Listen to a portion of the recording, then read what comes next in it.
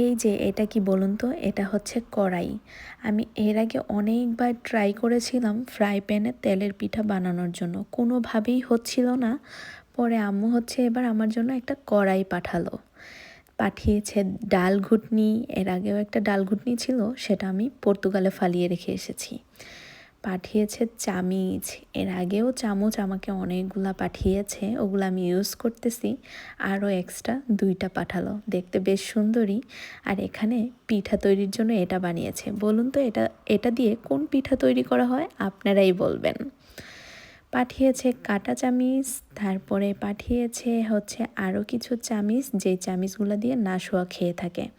এর আগেও অনেকগুলো পাঠিয়েছিল, আমি হারিয়ে ফেলেছি। আরও কিছু এবার পাঠিয়ে দিল।